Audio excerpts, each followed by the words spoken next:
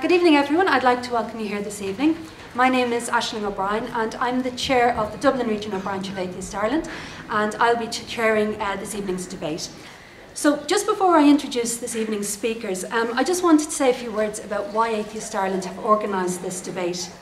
So, I think it's only fair to say from the outset that Atheist Ireland is very much on public record of saying that we support a yes vote in this referendum. So, why have we bothered organising this? Well, our mission statement is to build a rational, ethical, secular society free from superstition and supernaturalism. We also promote atheism and reason, and I think the key word here this evening is reason. Reason is the capacity for consciously making sense of things, for applying logic,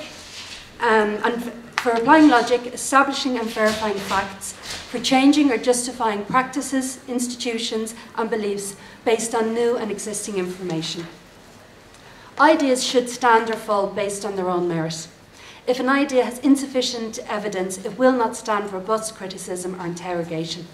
And a debate is an excellent format for testing the robustness of ideas through analysis and constructive criticism. And it gives us a means to apply reason to opposing arguments.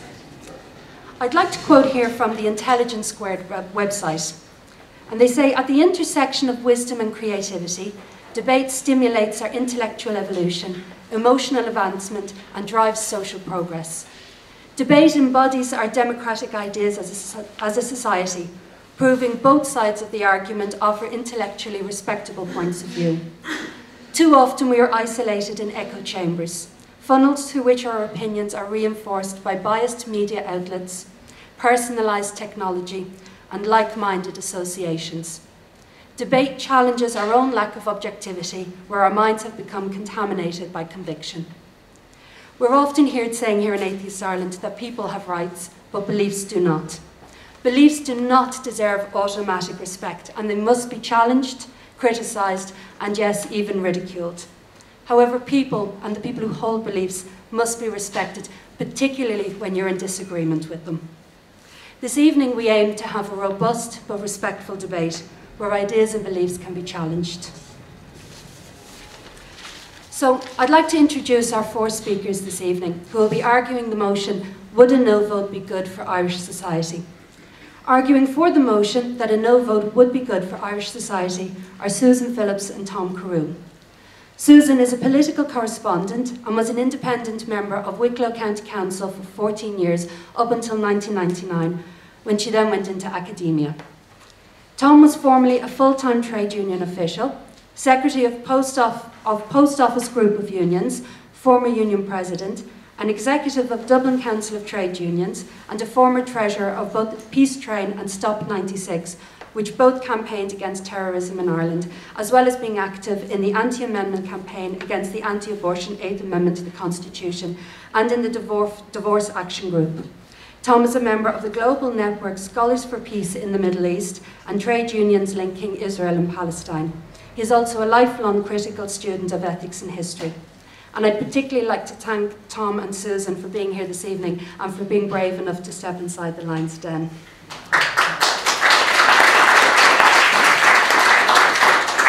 Arguing against the motion that a no vote would be good for Irish society are Max Krzyzanowski and Brendan Butler. Max is an organiser with the group LGBT Noise, who campaign for the equal treatment of LGBTQIA people in all areas of life, in Ireland and abroad. Max was born and grew up in Ireland with an Irish mother and a father of Polish extraction, and was introduced to activism in his teens, helping his mother campaign with Divorce Action Group. Since winning Mr. Gay World title in 2009, he is committed to advocating for legal and social change on issues ranging from gender recognition to policing reform, and has fulfilled the role of public spokesperson for LGBT Noise. Brendan is part of the group We Are Church Ireland, a global organisation founded in 1996 and is dedicated to the reform of the Catholic Church. Presently, Brendan is joint coordinator of We Are Church Ireland. Brendan has been active in solidarity work for Latin America since 1979. He founded the Ireland-Algeria Solidarity Group and is coordinator of the NGO Peace Alliance. You're all very welcome this evening.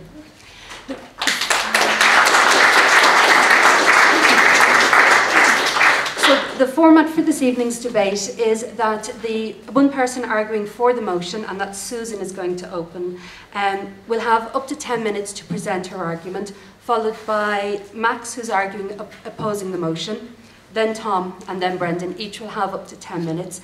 We'll then allow 5 minutes for rebuttals, and we'll open the floor to questions and answers. Thank you. Good evening, and thank you very much, Ashling, for inviting me. And I'm well aware that the overwhelming odds are that what I say won't be everybody's first choice, but it's great that I can say it anyway and not be accused of disregarding everybody's civil rights. I'll come a bit nearer. So the referendum, as we know, allows for same-sex marriage, but it's the resulting change to the role of Irish children which forms the basis of my argument that I would propose to vote personally no. And I would say that for Irish society... Sorry, Susan, we can't hear you. Is that better? Yeah. Going to go really, really close. Is that better? Yeah. Do you need it at all, the microphone? No. Yeah. Do you want to try the other one? Okay. 1, 2. Try that and see if that's any better. But do you need it? Yeah. Yes. Okay. All right. Allow me more time now. I will do. Yes, I'll just stop you. So what I'm proposing to argue is that children are reared in a diversity of situations. At the moment, we know that. But my argument is that if this referendum is passed, constitutionally will be removed forevermore any recognition that the ideal, the preferred, perhaps you could say the first choice pattern for the rearing of children with a mother and a father, that will go. So to me, a no vote on the 22nd of May, I would say would keep the status quo in place. Of course, it's got problems, and it would be the best way forward for Irish society. Otherwise, we're entering into a huge experiment, and we probably won't know for 20 years how it's come off. Just to put the... Are you right there? Yeah, no, yeah, you're grand. You just get the thing right. Just to set the scene constitutionally, which I'm sure you all know, is that Article 41 is headed the family, which is described as the basis for social order, and it pledges to guard the institution of marriage, upon which it says the family is founded. That's what it says. So if we have a referendum which is passed, which changes the nature of marriage, so it's not between a man and a woman or a woman and a man anymore, then you could argue that that changes the way that the article states the family is founded. So it changes the family, which is founded upon a new relationship. And so no longer will a family result from the procreation of a man and a woman, held any special status, whatever. It'll just be constitutionally equal to a family based on a new entity. That means new technology, ordering up, IVF, surrogacy, any way that people of the same sex go to produce the family. So it's a different sort of family. So what do I mean by redefining marriage? In 2006, some of you probably remember the judicial review case when Senator Zapponi and Dr. Louise Galligan tried to ask the Constitution, tried to see whether the Constitution, by going to the Supreme Court, could agree that their Canadian marriage was valid. And Justice Dunn actually said, she said, in this case, the court's being asked to redefine marriage to mean something which it never has done. And that's how I feel about this. So gay marriage doesn't just redefine marriage, but it redefines parenting, because the new definition of marriage will promote and normalize a family structure that can deny children the basic right to a mother and a father. And even the UN Convention of Human Rights says a child has a right to a mother and father and to know them. Of course, they don't always, and we know that. And the new meaning will perhaps become obscure, which is why you could say that in Spain and Holland, which have had gay marriage for a very long time, marriage rates are plummeting. So I can't quite understand how Enda Kenny just the other day managed to say that he thought that if this was passed, that heterosexual marriage will get a good boost. In fact, that isn't the information elsewhere. And I just want to talk very quickly about the equality argument, because right now, all of us in this room, we have an equal right to marry. We do at the moment, but we have an equal right to marry. It's equal amongst us all. It may not be what we want. So we're talking about a new right. I didn't know why you laughed. We're talking about obtaining a new right. That's what the discussion's about. So why do we never have the word eligibility in this debate? Because just, for example, on the way here, I passed an advert for the Yes, and it says, let's treat everybody equally. But I'll just give you an example. I know two men, one of them's 68 and one of them's 63. They both do the same sort of things in life, they're both active. One has a state pension and a bus pass, and the other doesn't. And the reason is that you're bringing in the factor eligibility. One hasn't got the right age, so he's not eligible. And I'm trying to just put the point that perhaps there should be eligibility within this discussion, that you have to be eligible for the word marriage, which in my humble opinion, and I know it's not yours, is essentially between a man and a woman. And I go back to the original point that the most important part is the children, that the children suddenly have a right to a mother and a father. And I know that society changes. I have changed. I'm absolutely disgusted by something I wrote 25 years ago when the government wanted to retain the 1861 law which outlawed homosexual acts, and I supported the government, and I was wrong, and I was vocal, and I've changed. And you know, it's a pretty pathetic thing to say that I've a huge wide circle of friends, but I do, of all sorts, and the majority of my gay friends would accept me as, and I apologise for what I used to say, what I said once, but what I'm really trying to get at is that society changes, but what hasn't changed to me is the need for a child to be reared as a first choice by a mother and a father, and that will go. So just a couple of ways in which I think society will change and it will be better. Not changing is the most important one to me, is that public policy will be prevented any more from giving any special rights or constitutional preference to opposite same-sex parents in cases such as adoption. But a little child, two couples, one is two men or two women, they're both equal in everything they do, but from now on in, the state, if this is passed, would not be able to say, I think it would be more ideal for you to be reared by the mother and the father couple. And that's gone. Now, you may all say that's great. I personally don't think that's great. I've got children and I've got grandchildren, and I value the input, and they're different inputs, of a mum and a dad. And the other real problem, that if we start making a gender neutrality issue in everything, like we make it in marriage, gender doesn't matter, we're going to start demanding that in schools everything is changed, that there can be no such thing as a textbook saying mum or dad, and that anybody who suddenly at school, you know, maybe they have a crush on the teacher or whatever, suddenly you're going to be told, oh, actually, probably you should just, you're a bit confused, come out and say you have gay leanings and it's absolutely fine. And you wouldn't be able to say things like, is mum coming to sports day? And that is a change, I think, to society. That's what I think it is. And 8 minutes, okay, I'm just winding up. The interesting thing about gender is the expression gender quotas. All the main parties, and they're all supporting a yes, as you know, every single one is supporting a gender quota, which is very offensive to women. I think that we only get on a party ticket because we're complying with the gender. But when you think about a child and a mum and a dad, you know, why suddenly is gender just ruled out? Why is it just in politics? Surely a child has a right to a gender quota. So, you know, that's just a couple of points about society. I could go on forever.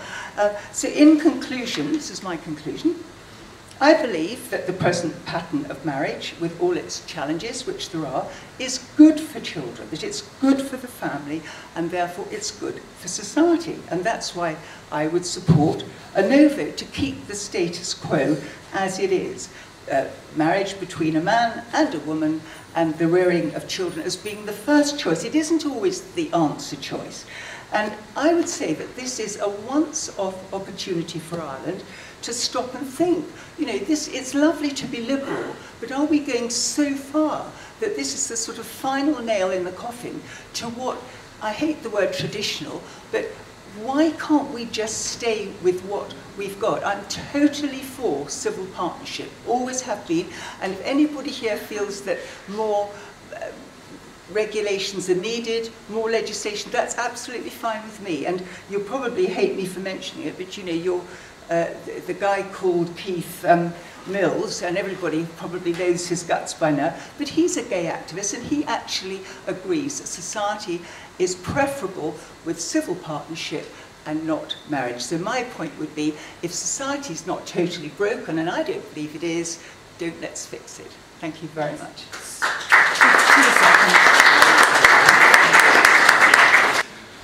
Well, first of all, I'd very much like to thank Atheist Ireland for hosting this debate. I, like you, am a great fan of open discussion, and I think that it's very important from my perspective to get the opportunity to address and confront the arguments against my position, and I feel privileged to have the opportunity to confront and address the views that are being expressed by my opponents here.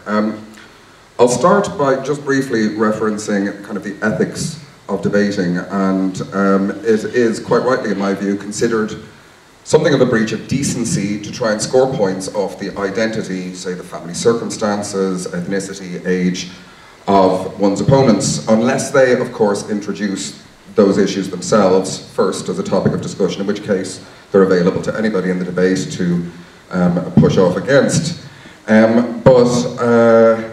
It is the case that in this debate, as in all LGBT rights debates that I've ever participated in, that this decency is not afforded to me. My identity is up for discussion ab initio. So I just kind of want to draw attention to that asymmetry in the conversation right off the bat. And I accept these unequal terms, and I do so in order to challenge these opinions and to advance my own arguments.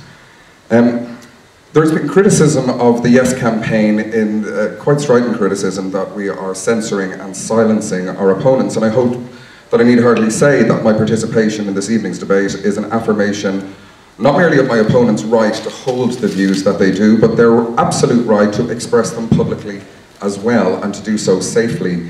And I would ask those on my side of the argument to recognise that Susan and Tom's participation in this evening's debate constitutes something of a service to the public discourse, for which I am grateful. So, would a no vote be good for Irish society? If we're talking about things that are good for society, we are at the root discussing human well-being, both at the level of the individual and at the level of society. Most of the claims and arguments that the no side have centred on the welfare of children. It is argued that the introduction of marriage equality would strip children of the right to be raised by their biological parents.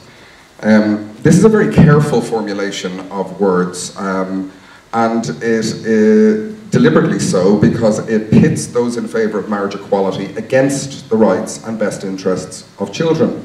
And the first thing to notice about this right to be raised by the married biological heterosexual parents, it's not in fact a right. Approximately 1 in 5 children in Ireland live in one-parent-headed families, according to the 2011 census. And the No campaign have shown zero compunction about stigmatising some 250,000 families that fall into this category in pursuit of a no vote. They, like gay and lesbian couples, are cast as a threat to child welfare, and their families and identities are acceptable collateral damage in what seems to many of us an ideological purity crusade masquerading as a concern for children. Now, I do want to draw a distinction here between the no campaigners and potential no voters or undecided voters. I mean, my own personal journey is that I spent most of my life, including my adult life, not being in favour of marriage equality. It wasn't that I was against it, it is just that I had not engaged with the conversation and been persuaded. And given the background noise of homophobia in our society and the legal position that we've come from, this is an understandable state of affairs, and it was a conversation with a very intelligent and persuasive friend of mine that flipped a switch in me. So I don't consider people who are considering voting no in the category of people who are using children as a human shield for bad arguments. I consider them as yet unpersuaded yes voters. But those who earn a living from campaigning, they very definitely do fall into that category. So the no side also shamelessly conflates the issue of assisted human reproduction with the question of marriage equality.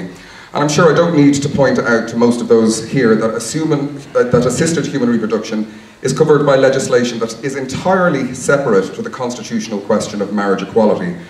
In effect, a yes vote or a no vote will have zero impact on whether any couples, same-sex or opposite-sex, can avail of assisted reproduction.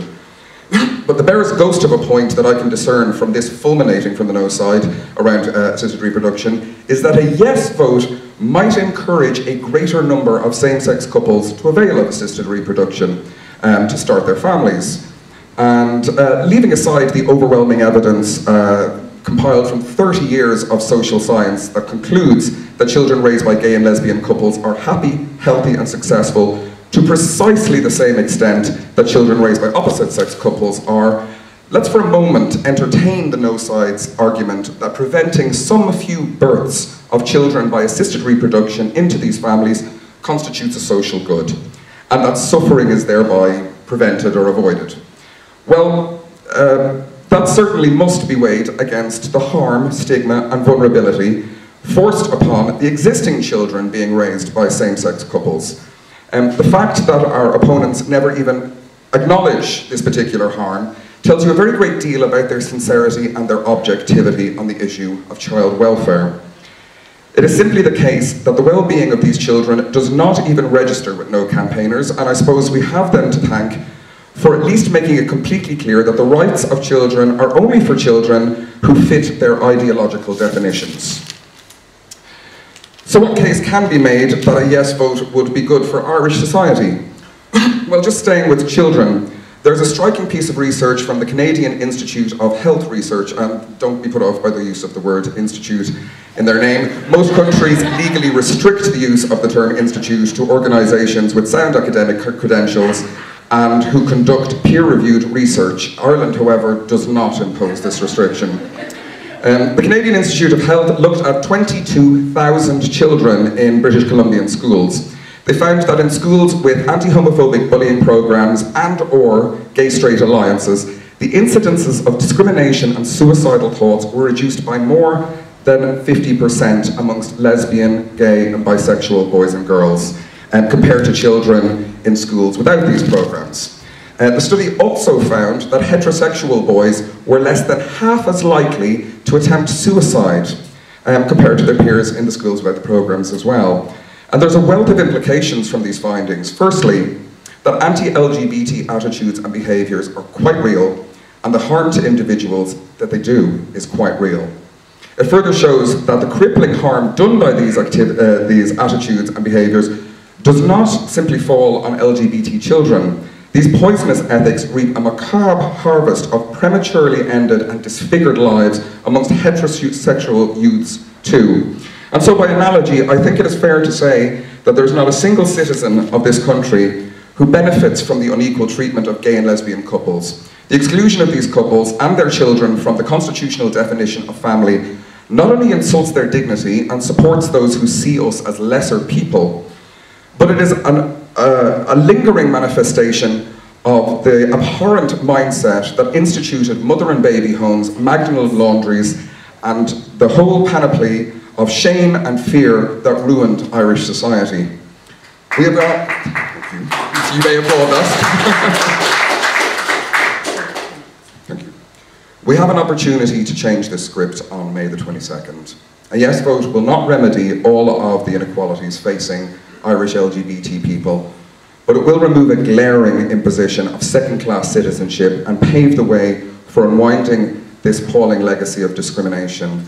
And I very much hope that some of our opponents will weigh child welfare in a broader way and not based on categories that people must fit into in order to be afforded rights.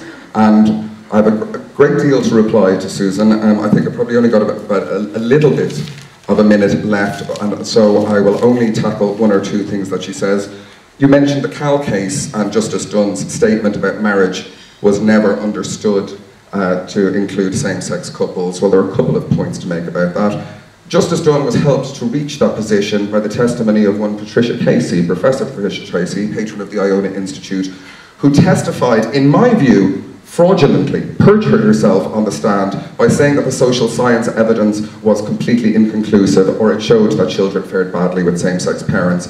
That is not the case. It is overwhelmingly provable. It takes 5 minutes of searching on Google to establish that. And second of all, Justice Dunn was in error, because in the Catholic Church, for many centuries, same-sex marriages were conducted as they were in the Roman Empire, as they were in Greece, as they were in Egypt, and many other ancient civilizations. So this understanding of marriage as simply a heterosexual institution is ahistoric, as was Justice Dunn's judgment. On the topic of Spain and Holland, where marriage rates have gone down, well, that's simply cherry-picking evidence. If you want to look at Canada, Argentina, South Africa, Belgium, France, the UK, and all of the other countries, I think you'll find that you have selected a statistical noise, and I'll keep the rest of my rebuttals for the remaining of the period.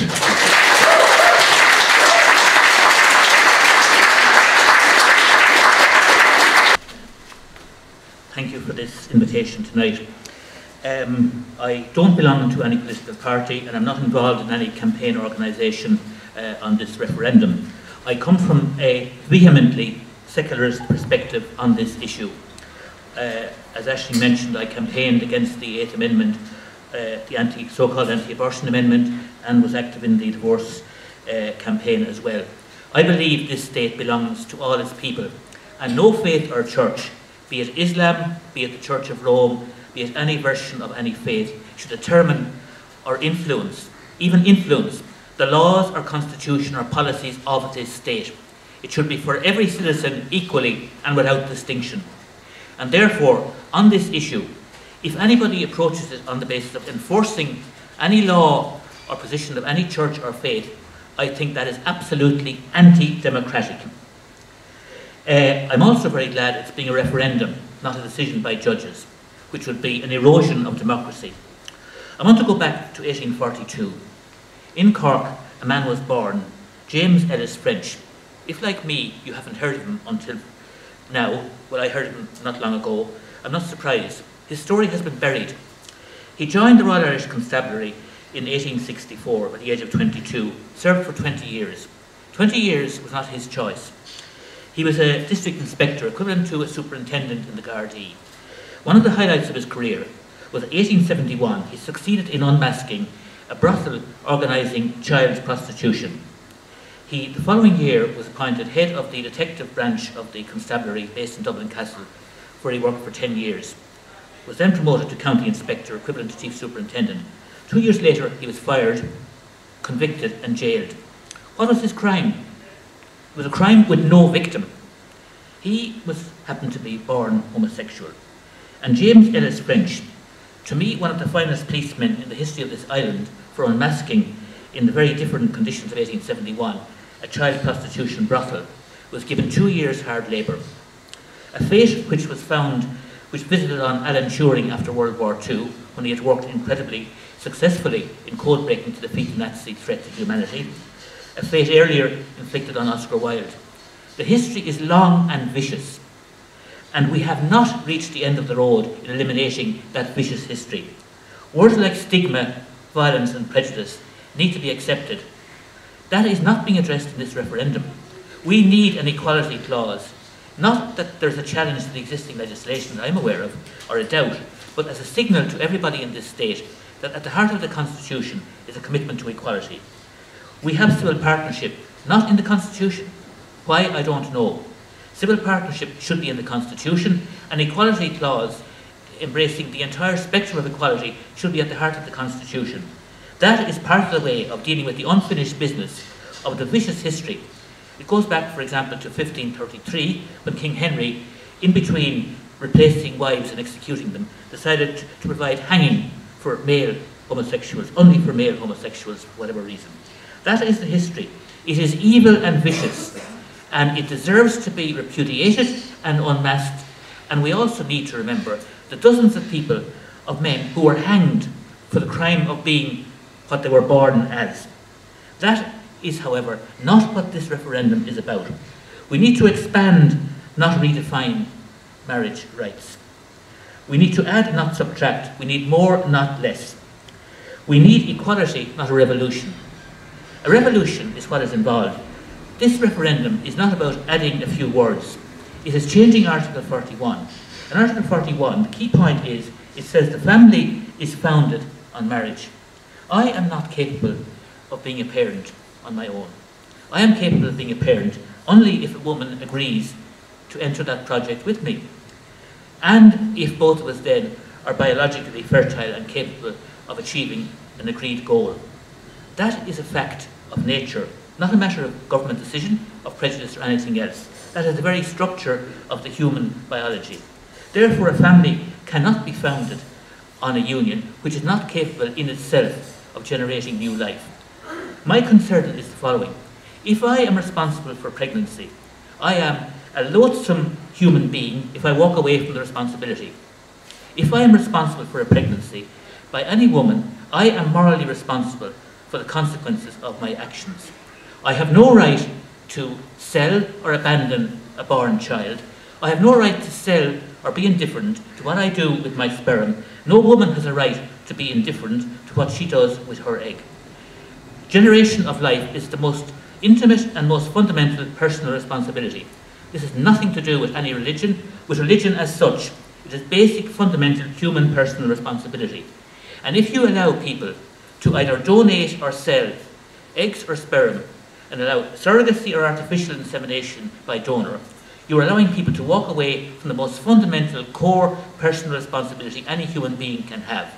Therefore, a family, in the fuller sense of children, simply cannot be founded unless you allow any homosexual person or couple to acquire children by getting somebody else's child, in part or in whole. To me, to hand over a child, or the ingredients for a child, to hand over, therefore, an egg or sperm, is an abandonment of personal responsibility. There are several contexts, there are 5 contexts, for example, in which certain things can happen. If I am murdered and a child is orphaned, that is a double crime, a crime against me and against the child I have. If disease strikes, that is a double attack.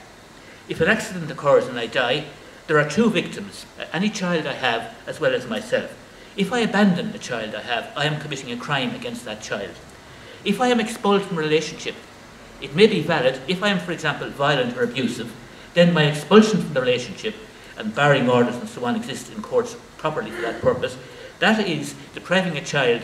It may be the lesser of 2 evils if I am, for example, a sinister, abusive or violent father or partner in a relationship, but it also is depriving a child of something a child deserves, namely a functioning, decent set of parents. Proxy parents may do a good job. They may do as good a job. It's not about arguing they cannot do it, or rarely do it, or don't ever do it, or anything of that sort. It's about the personal responsibility of each individual human being. Elective deprivation of a parent is vastly different. If I die, it is not my responsibility. If I walk away from a child, it is my responsibility. To electively deprive any child of parents, to me, is wrong. And good friends of mine who have been adopted have told me of the deep need they have felt, often after many years, to find out where they came from, what is the full story, the hidden story.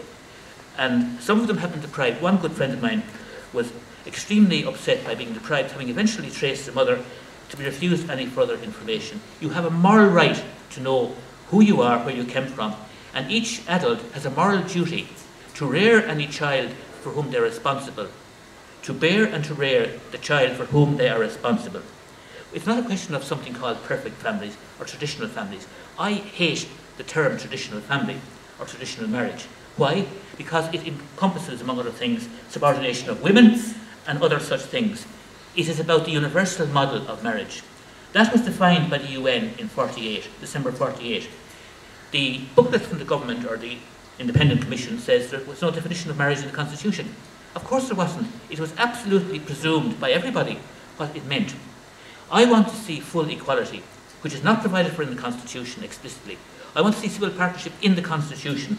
I do not want to remove something which is a revolutionary change and is much more different. Mother and father are not interchangeable realities. Not just words, but not interchangeable realities. Mother and father cannot be substituted one by another. The differences are not simply a biological role, but they have a role both in bearing and rearing of children. If you accept that, which I do, in other words, that male and female are not simply words, but represent different and complementary contributions, then you can only recognise that a relationship exists for its own sake. A relationship which is to ground the rearing of children is something additional again. Relationships should be recognised and cherished for their own sake. The rearing of children is an additional responsibility which is not required for a relationship to exist or flourish, but is an additional responsibility. If I had no natural father present, would I be worse off? Would I be the same? Would I be better off than if I had no father present or if I had a stepfather? I think I had a right to the presence of my parents. I think every child has, and every adult has a duty to be responsible for what they create and choose to create. Equality is not identical. Relationship is crucial and valid. Parenting is an additional responsibility, not to be identified or confused simply with the right to a relationship. No couple and no individual has a right to a child as such. You have a right to aspire. To achieve it is a different ballgame entirely. Every child needs and deserves somebody to bear and rear them, and that is the responsibility of those involved. Kids are not a commodity. They are not something to be interchanged. They are a personal responsibility, and for that reason I cannot do anything other than vote no in this particular referendum. Thank you.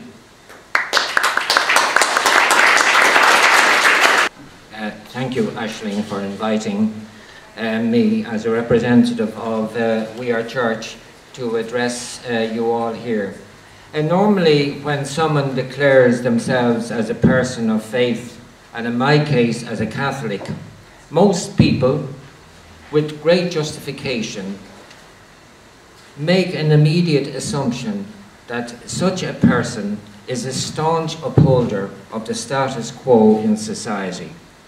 And in the case of marriage equality, they assume also that people of faith will uphold the traditional teaching of their churches, which is a refusal to envisage that gay and lesbian people can enjoy the same rights as their straight brothers and sisters when it comes to marriage equality.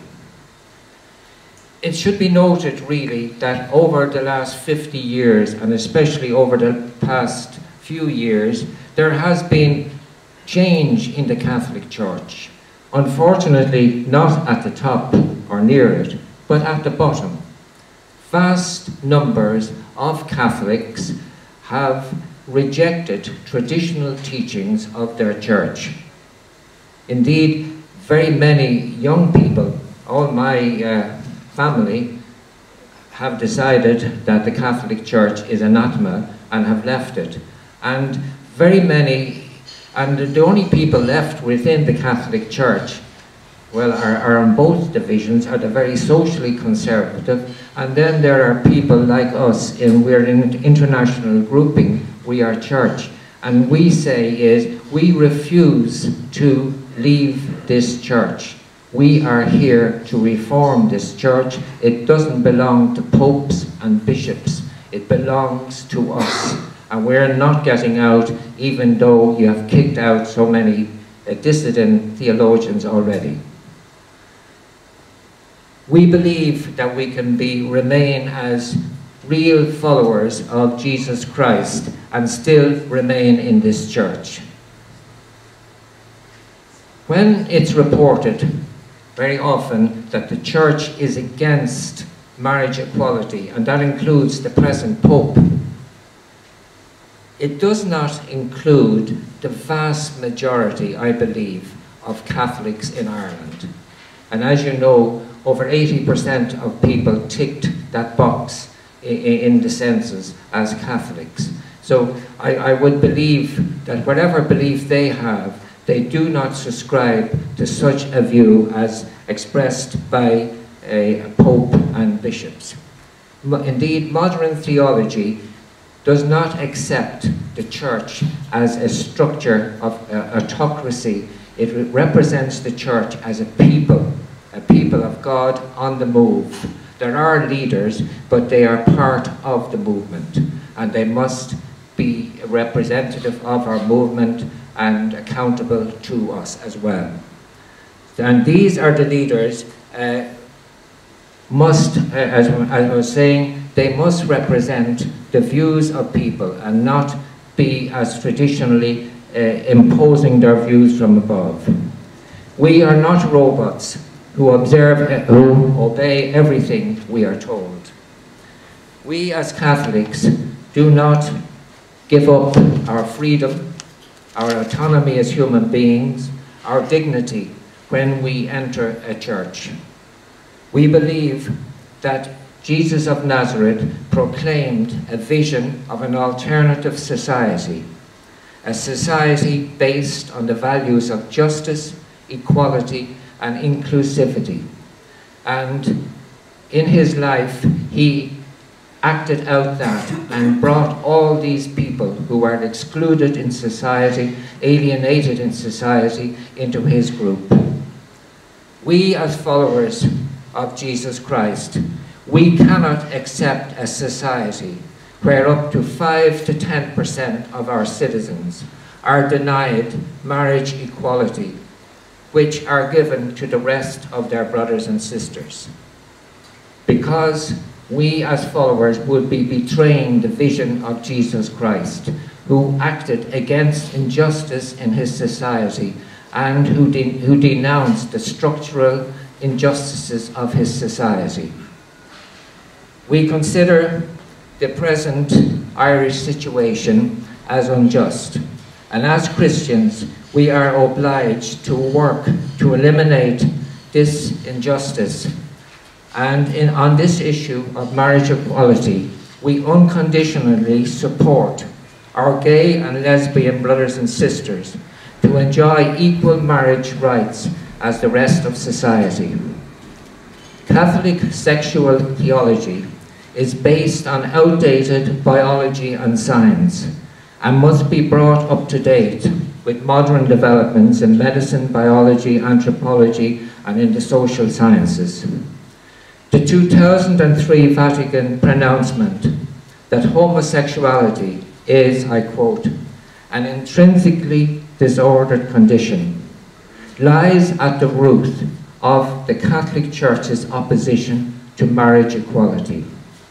This pronouncement is totally rejected by the vast proportion of reforming Catholics, and we believe it must be withdrawn as a matter of urgency, and we make that one of our reforming issues at the moment. It has contributed, such a view, in no small way to the social exclusion of gay people, gay and lesbian people, to their suffering and their persecution, and indeed suicide of gay people, both as a social group and individually, especially if they were brought up as Catholics. They always felt that they were rejected by their church, and they felt, as the teaching said, intrinsically disordered. It is also a grave insult to parents, Catholic parents especially, who are told by their church that they have given birth to children who are disordered in some way. And such is an insulting type of language. And I am ashamed really to be a part of such a sort of teaching. But at the same time, as I said at the beginning, I stay to reform it rather than just walk away and leave it. The more I think indeed about such teaching, indeed on homosexuality, the more enraged I become at the great suffering it inflicts on people within our society. Social justice demands that the rights of all people be equally respected and upheld. Every person has an equal right to personal fulfillment and happiness in our society, and that includes, obviously, marriage. When civil rights are denied in a society to any group for whatever reason, the society becomes an unjust one. John Donne, in 400 years ago, spoke about it. He said, "Each person's death diminishes me, for I am involved in mankind. Never ask for whom the bell tolls, it tolls for you." So in that sense, when gay people are not given their marriage equality, it perpetuates an unjust society, not only for them, but it diminishes the dignity of those who refuse to change and allow marriage equality. Fundamentally, I believe, is a matter of this fundamental choice, whether we continue to uphold an unjust society, or grasp the opportunity now presented to create a more just society of inclusivity and equality for our gay and lesbian brothers and sisters.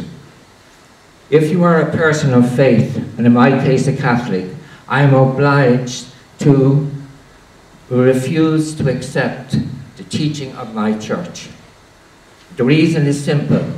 We are not a la carte Catholics, but we recognize that social justice is the fundamental, it's just a fundamental part of any society.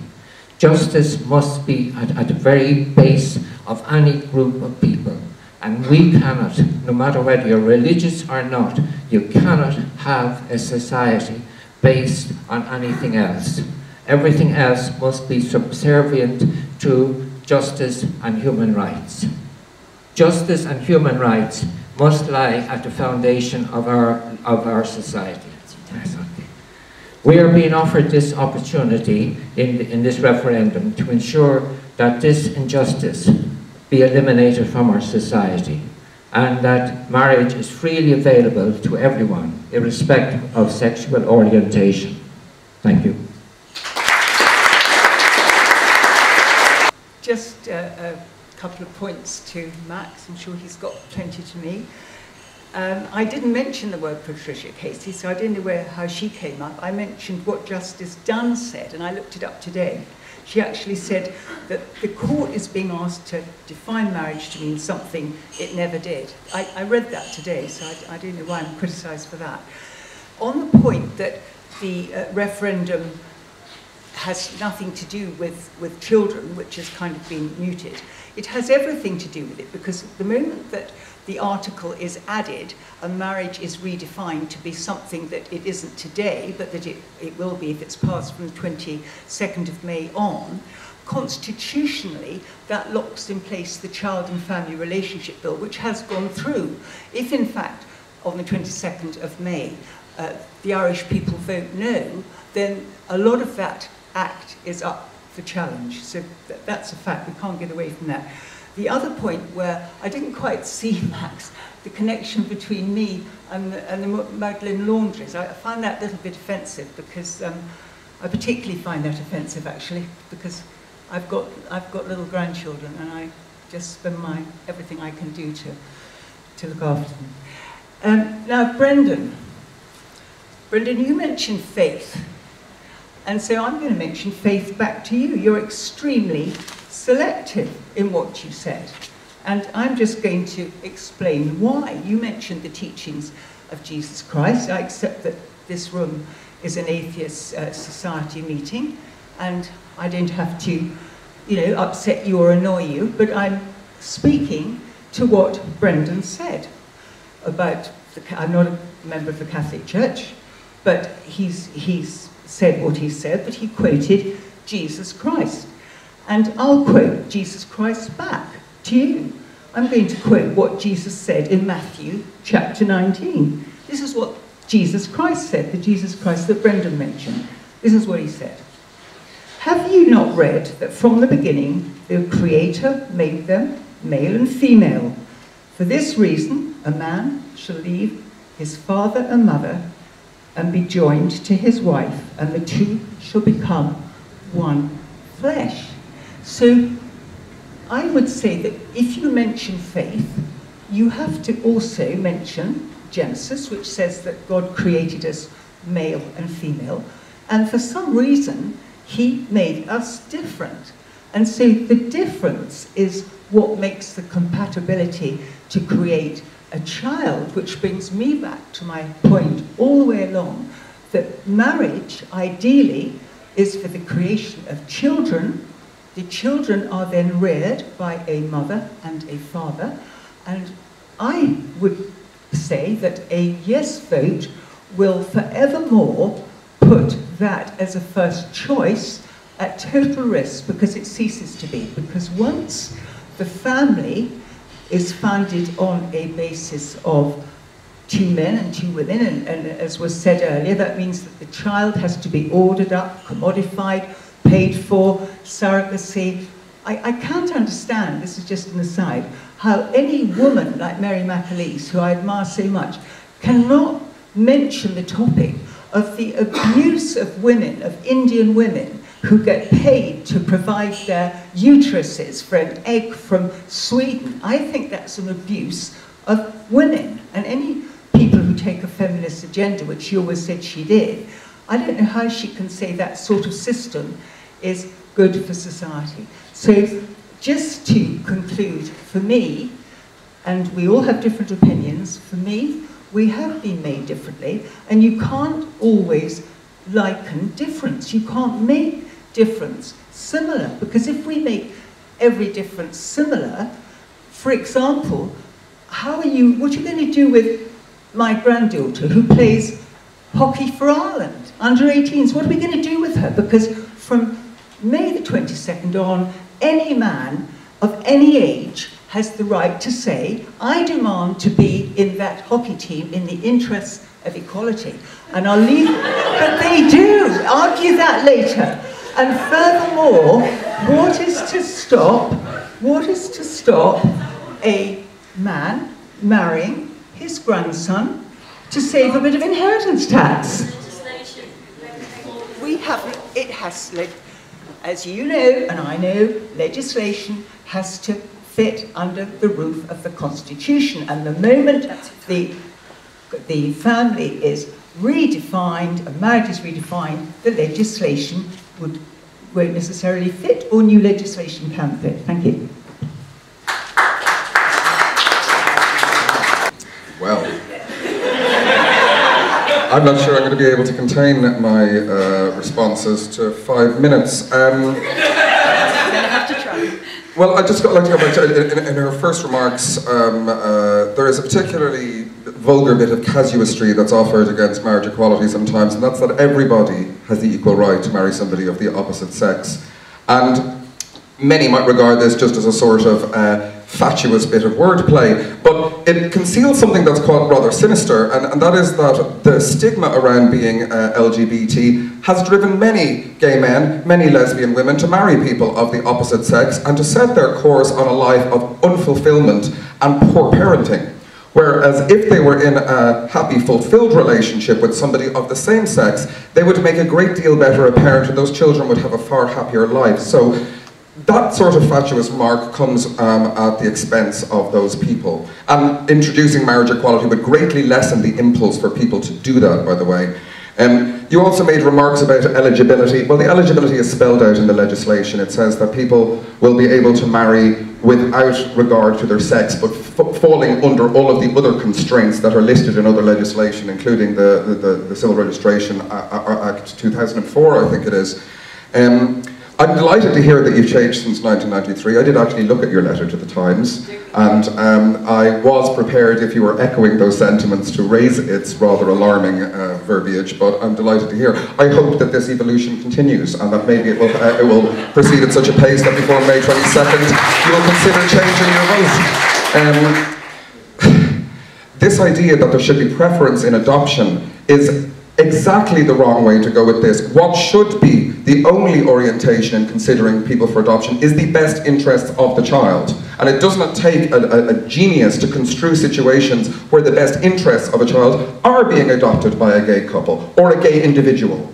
And if that is the best interest in the child, how dare you superimpose the ideology that it must be an opposite-sex couple that gets preference? You are directly intervening against the best interest of the child by insisting that that must be the case. And so, again, I refer people to this idea that child welfare is the concern that weighs against marriage equality, when in fact it isn't. It's an ideology, not a concern for children. The idea of gender quotas being offensive to women, and somehow that this has some ramifications for a child's need for parenting. Well, the gender quota is there, I would hope, as a temporary measure to redress a structural imbalance in how our politics goes about, in the same way that there's structural imbalances in the racism of America or apartheid that required a certain amount of temporary quotas to redress. This is completely non-analogous to the idea of a child. And staying with what we've got, I mean, that's just another way of hiding behind tradition. Traditions, which also, by the way, included everything from churching to slavery, so I don't see tradition as being something worth appealing to.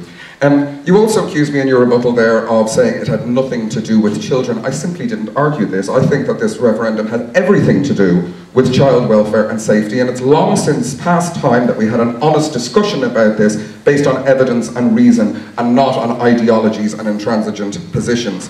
And while I certainly wasn't conflating you, or at least I didn't intend to conflate you, with ideological support for the Magdalen laundries, what I'm referring to there is a society that hierarchizes people based on the type of family structure that they come from. So you would ideally like every child to be adopted by a straight couple. You would like to have the ideal of a biological heterosexual parenting couple as the pinnacle of the foundation of society. And I say to you that that is prejudging people based on characteristics that do not give you insight into their worth either as parents or citizens. And to have that hierarchy is part of that mindset that said that fallen women need to be hidden away and their children exported and sold to rich couples from abroad. And I do say that there is a connective tissue between those mindsets.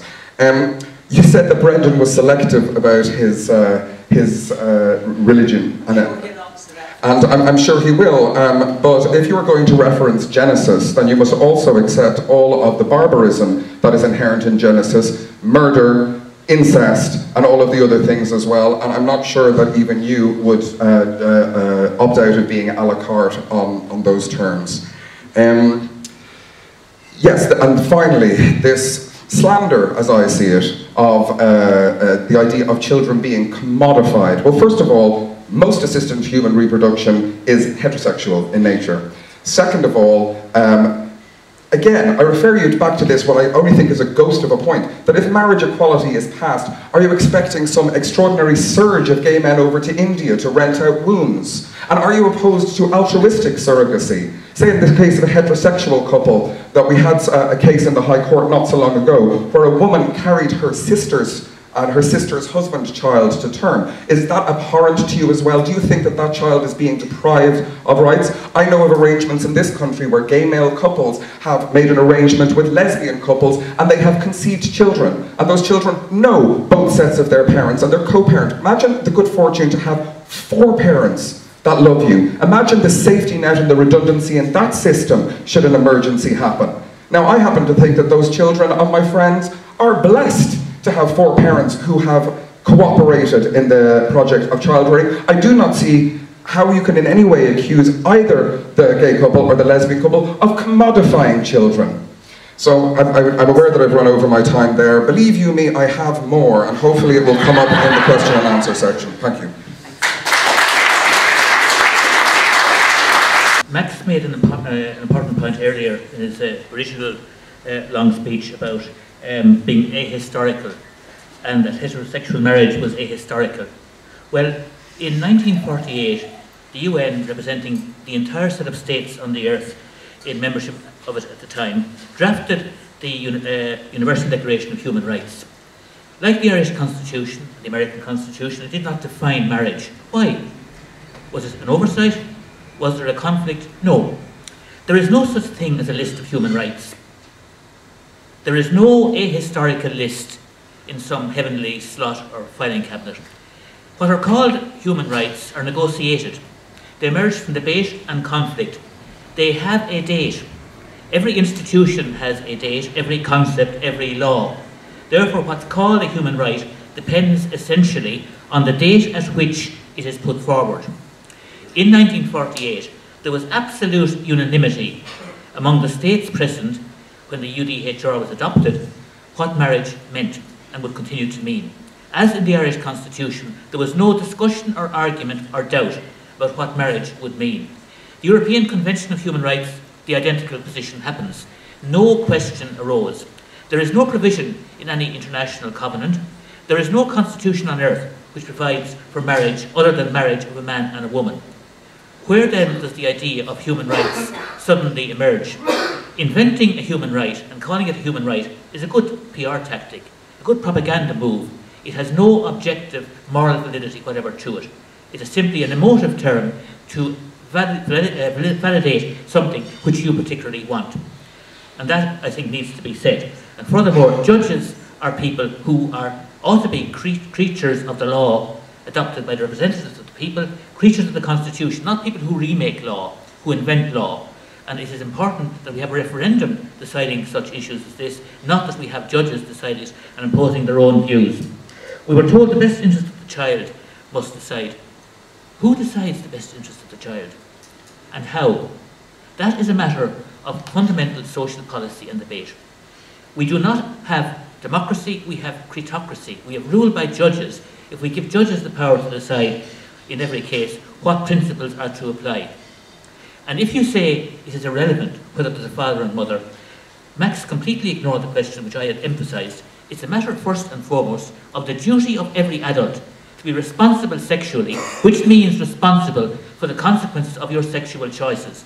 And therefore, pregnancy is as fundamental and key a moral duty and responsibility as any human being can ever have. And to walk away from it is immoral. And my position on surrogacy is this. If surrogacy means using a womb without an egg, there is no identity transferred. The idea, and I don't care whether it's within a family or what, the idea that you walk away from and abandon your own genes by way of any arrangement other than taking responsibility is abandoning your personal responsibility. And that to me is a fundamental dereliction of what it is to be a human being. Nothing to do with religion in any shape or form whatever. A fundamental duty on any human being as such. We're told civil partnership. One point about civil partnership is this. I've asked the question, what is wrong with civil partnership compared to marriage? And I was told, it's too easy to get out of. Now to me, the idea of the state, this government or any government, controlling personal relationships is highly dubious. Government has a duty to protect the vulnerable. Therefore, children are a concern of any government, not personal relationships. So the idea that we have civil marriage for a homosexual couple to make them more locked into something when they want to end it, to me is absolutely regressive and totally crazy. We are told, for example, that a minority of families are non-traditional.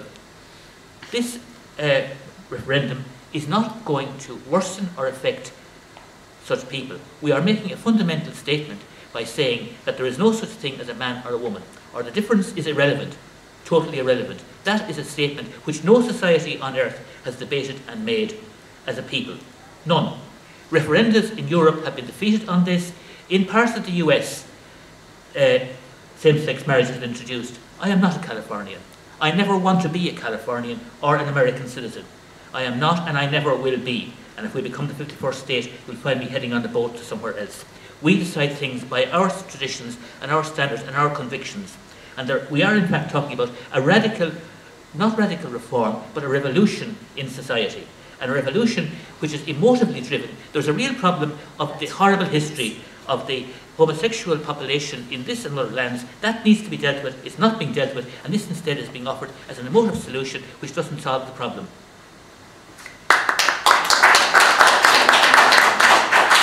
You'll be happy to know that I don't intend to get into a biblical argument with Susan on another occasion if you want to, but not right now, because it requires exegesis at a high level, and I don't certainly want to go into it, because each of these books has a historical context and they must be examined as such, and you'll be bored to tears if I try to start talking on that level.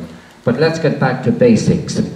The essence of marriage, I believe, is the quality of the loving relationship within. that quality of loving relationship is the essence. It's not just the fact of putting in a man, woman, or two men for that matter. It is the quality of that love. If two men have that quality of love, two women have it, or whatever situation, that is the essence of marriage. And it is, whether a friend of mine is a priest, he married an 89-year-old woman to his partner who was 87. Both of them will never have children, I believe, biologically, certainly. But is that not a marriage? It is, because these two people always loved each other, but never had the courage ever to it was only when one partner was diagnosed with cancer that they decided to marry. But there are cases like that right through, and it is the quality of the love. It is not the ability to procreate that makes the essence of this marriage. Marriage is an evolving, and it's organic. And once it was used to perpetuate family property. And as such, it reduced the woman as a chattel to either ownership of the father or her husband. So therefore, marriage has changed and will continue to change. And as divorce, each generation brings forward its own, and it's not a redefinition, it's refining the meaning. And now we're beginning to believe that, and we listen to our gay brothers and sisters who have suffered so much at the hands of our society. And we are beginning to evolve. Tom says human rights, where do they come from? They come from a recognition of the dignity of the person. And they evolve. At one stage, slavery was no problem. So we begin to believe, as we see the suffering in our society, and we add on human rights. And therefore, at this stage in our society, most people in Ireland, I believe that it is a human right for a person of either sex to be married.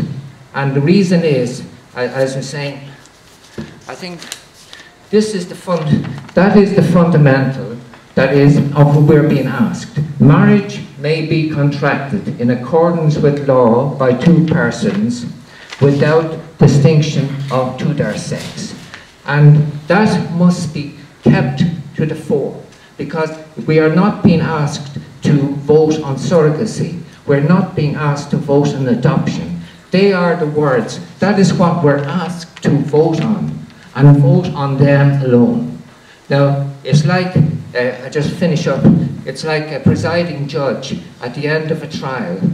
He puts forward and he says, this is the issue, and this is the issue here, not the extraneous issues such as surrogacy. They are very important in their own rights, but we're not voting on them here. So we believe that we should, I believe, vote yes. Not just because everyone else is doing it, but as a matter of human rights, and to make it a more just society. A more just society is a more peaceful society. It eliminates discrimination. And it is a way forward, an alternative society to which we all should aspire. Whether we're religious, non-religious, or whatever, as human beings, we have this common commitment to make a better society for us all. And it is evolving. And unfortunately, there are many injustices still inherent in our society. And as we saw, like in clerical sex abuse, we saw it in the manual laundries, slowly but surely, we open our eyes, and as time goes on, and this is the way we progress. And this is a great moment to progress in the right direction. Thank you. Okay, so we're going to open up the floor to questions.